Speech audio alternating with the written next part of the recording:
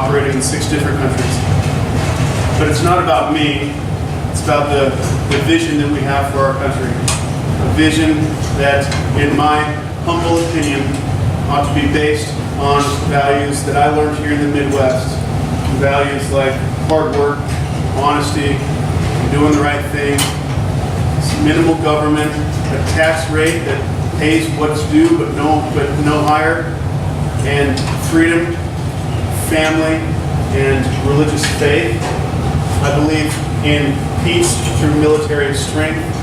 I'm a strong pro-life advocate. I'm a strong Second Amendment advocate. I'm an outdoorsman at heart. In the military, I requested and was granted the opportunity to serve in Alaska. I was drawn up to there because it's just such world-class and beautiful outdoors.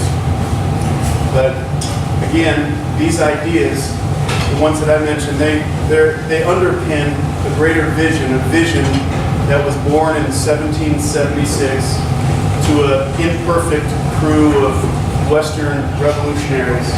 And they are America's contemporary conservative movement. So our responsibility is to safeguard these values, is to defend our country and preserve our culture. Now, I raised my right hand just as soon as I could after high school and made an oath to do just that. And I did in the United States Army.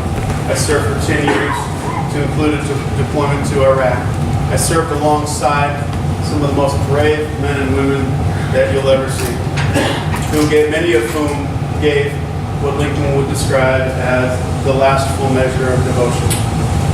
And so at this crossroads, not only in our country, but in my life, even though I led them in war, I know that they influence and they lead me now. And when I pray to God and say, what is it that I can do to best serve? I know that they tell me, do what's hard in order to accomplish what's great. And so that's why I'm running. That's why I'm here. You gotta attempt to do what is hard in order to accomplish what's worthwhile. And that's electoral politics. So talk a little about the race. Again, my name is Steve Watkins. I'm running for 2nd Congressional District. It's a crowded primary. We got some 6 odd members or candidates. I'm proud to announce that I'm the only true outsider. I'm the only candidate in this race who has never held elected office before. And when we reach out, we go to your doors, we talk with you on the phone, we talk with you in community town hall meetings, that's resonating. That's resonating very well. People still believe in this idea that we need to drain the swamp and that we need fresh ideas in Washington. We need new fighters. Now, I saw that and I heard it today as we knocked on doors all day and I was in meetings. We also heard messages that there's a problem with overregulation. I met with a number of bank leaders, both during this trip and also previous trips here to Chanute. Dennis Franks, CEO of the Medical Center and the future Kansas Hospital Association president, talked to me about how his organization is riddled with over-regulatory responsibilities and that if they could simply focus on practicing medicine, they'd be much better off. That was a theme echoed by a bunch of industry professionals. We talked tariffs with Dustin Stanley, Chanute Manufacturing. He gave me a tour of the plant and talked about how tariffs are increasing the cost of pipes that he's trying to export. That was echoed by Jeff Caldwell from Bridgewood Cabinets, who said the same thing about his lumber prices. But there's something I enjoy about Chanute. Now it's a source of innovative solutions. I think about Octave Chanute and the history that this community has in innovative problem-solving solutions. And we saw that in aerospace today, taking a wonderful trip through Charles' plant. And we also saw that at the community college, where they're leveraging and using each other's strengths to find the best talent that they can to recruit it into the community, keep it here, and so we got the talent that industry demands. So anyway, my name is Steve Watkins. It's such an honor to be here. It's such an honor to have my crew here. We knocked on hundreds of doors we knock on about 1,000 doors each day. If you haven't already gone home, there might be some lit waiting for you. But it's such an honor. So I don't know if we have time to field some questions. Yeah, we have time for I have 3 questions. Yeah, sure. Where are you on education and agriculture? Sure. Where am I on those are broad questions. Anything more specific? Where am I? Okay. All right. Okay, Kansas funding. Since you will be in DC, we have to. Right. We've got issues here in Kansas. So how can the federal government help the education system across America, but also the agricultural bills? We have a lot of ag around here. Yes, that's absolutely true. First, I'll address ag. Okay, I meet with ag leaders all the time, co-ops as well as farmers. And one of the resounding comments and things that concerns them are crop insurance. So I'm a strong advocate, and no candidate could be a subject matter expert on all issues. And so one of the things I pride myself on is establishing good working relationships with subject matter experts like your farmers and like the co-op leadership. So what the resounding refrain that I keep hearing is the importance of crop insurance, especially here in Kansas. And as for education, I met today with the community college dean, the president. We talked about Pell Grants and how important they are to assuring that people, especially underserved and poor, have a chance to secure their higher education. Now, as for lower education, my mother was an elementary ed teacher, my younger sister, my father's father. So it's a family profession. I went on to seek multiple advanced degrees, and so it's something that I personally care a great deal about. So, but as for elementary ed or K through 12, you'd say, I believe what I'm starting to see is good results from school choice programs. I think if we empower teachers or empower parents with the option of more than one choice, what we're seeing is what we see whenever you implement a system that is capitalistic in nature. Choice breeds whatever metric that you're hoping for, a higher quality, or for example, faster delivery or safer work environment. That's what we're seeing at some of these schools. So that addresses higher ed, lower ed, and ag. If you have follow-on questions, Just one. Sure. What do you think about trade schools? Oh, absolute proponent of trade schools. Yeah, absolutely. Any other questions? And also, if any comments, and one thing I don't like about politicians is they come in and they say, all right, here's how I'm going to solve your problems, and then, oh, by the way, what are your problems? So I'd love to hear you. I'd love to listen to you, not just now, but in the future. So I'd love to hear what issues concern you. And always feel free. We're the most approachable candidate in the race. You can get my cell phone. I'll give you my card. Call me anytime. Email me. I'd like to hear what your concerns are and your recommended solutions. You said you started a business. What business was? Sure. So I started an engineering and security company. It was a paramilitary company that did work strictly for the U.S. government. This was in Iraq and Afghanistan. We grew to a number of countries, and we grew from those 3 people to 470, with me as the principal during that growth period.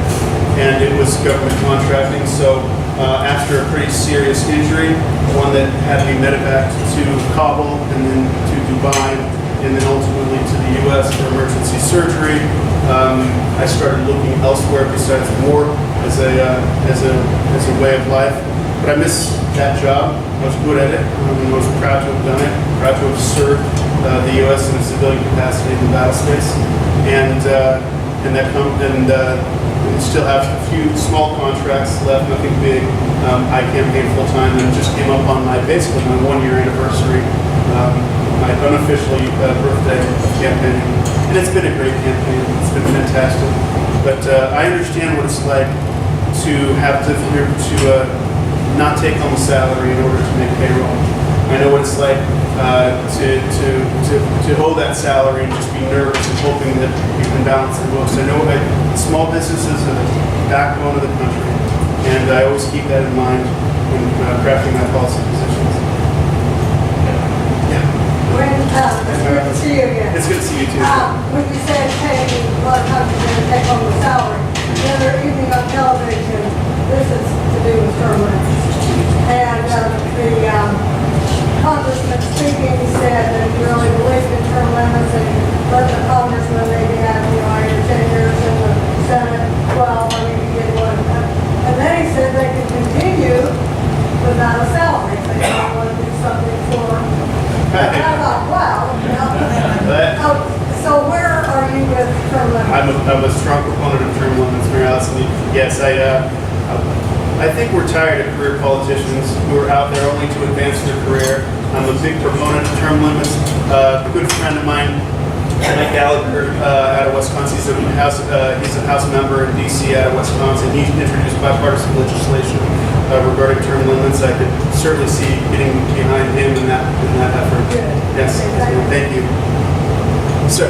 Yes, I'd like to see, companies, providing jobs for the city area.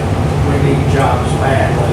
Yes, sir. And I don't know if it's the city council or the money people, that are keeping the companies from coming in, but I wish their attitude would change. But we need jobs here, get this town growing. Yes, sir. Jobs are very important. I'm actually, to the best of my knowledge, created more jobs than all of the other candidates in the race combined. So it's something that I have a little bit of experience with. But job creation is actually in chorus with a bunch of factors. It has to do with liquidity of capital, entrepreneurial spirit. This community does have a culture of innovation, and that's one of the reasons I like it. I really do.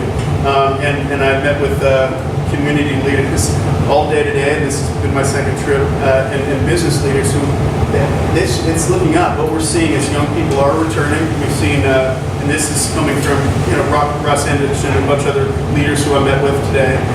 What they're finding are young professionals coming back home from St. Louis, from Chicago, Kansas City, Wichita.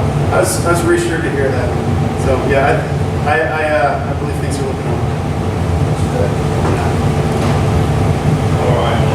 All right. Well, I will finish, but if Scott lets me, I'm going to just comment and make one last thing. Go ahead. Are you the boss? You're the boss. I'm the boss here. Anywhere else about it? I'm the boss in my own house.